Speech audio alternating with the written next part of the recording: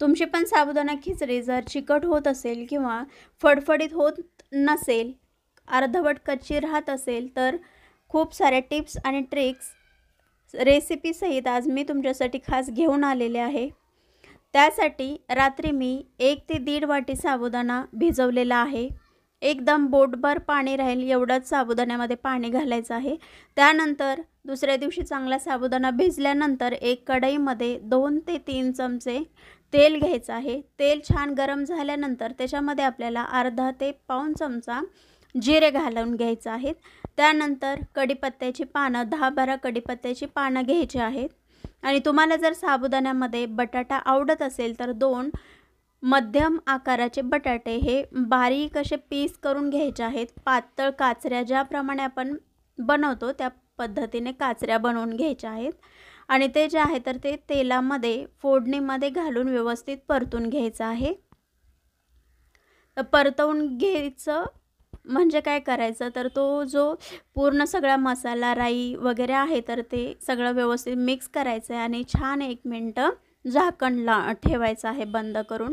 त्यानंतर हा जो आपला साबुदाणा भिजलेला आहे चांगला, तर तो डायरेक्ट साबुदाणा कढईमध्ये घालायचा नाही। पहिल्यांदा ज्या काही टिप्स आहेत त्या फॉलो केल्या तर आपला साबुदाणा हा कधीही एकदम चिकट होत नाही आणि व्यवस्थित असा फडफडीत राहतो। तर त्याच्यामध्ये आपल्याला शेंगदाण्याचं कूट घालून घ्यायचं आहे, छान असं मीठ ॲड करायचं आहे, साखर घालून घ्यायची आहे आणि जेव्हा आपण कूट बनवतो शेंगदाण्याचं तेव्हा आपल्याला 4-5 मिरच्या त्याच्यामध्येच ॲड करून घ्यायच्या आहेत आणि दाणेदार एकदम कूट बनवताना एकदम बारीक असं न बनवता थोडंसं जर शेंगदाण्याचं कूट हे ओबड-धोबड असेल तर साबुदाणा खिचडी खाण्यात मजा येते। एकदम बारीक असेल तर एवढी मजा येत नाही, जेवढी ओबड-धोबड खिचडी असेल म्हणजे साबुदाण्याचे शेंगदाण्याचे दाणे असतील तर ती मजा येते। तर त्यामध्ये आपण जे डायरेक्ट हिरव्या मिरच्या घालण्यापेक्षा जर अशा पद्धतीने कुटामध्ये मिक्स करून हिरवी मिरची घातली तर त्याची चव ही वेगळीच येते।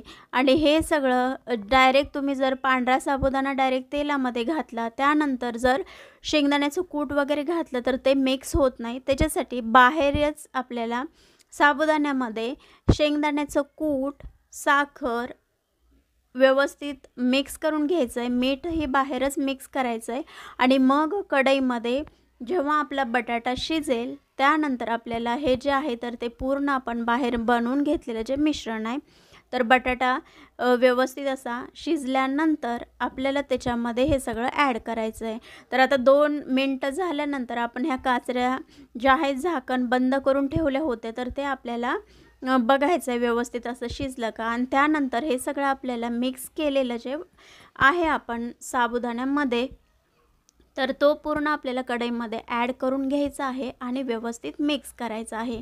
आता हे करण्यामुळे काय होतं की आपला साबुदाणा डायरेक्ट पांढरा घातला तर तो खूप चिकट होतो, तर तो चिकट होणार नाही आणि अशा पद्धतीने घातला तर कूट वगैरे सगळं आपल्या हाताने बाहेरच मिक्स केल्यामुळे पूर्ण साबुदाण्याला सगळा मसाला व्यवस्थित कूट वगैरे मीठ लागतं आणि आपल्याला एकदम कढईमध्ये घातल्यानंतर मिक्स करायला त्रासही होत नाही।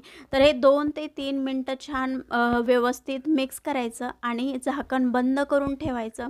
एकदम मोकळी, फडफडीत आणि छान अशी साबुदाणा खिचडी होते।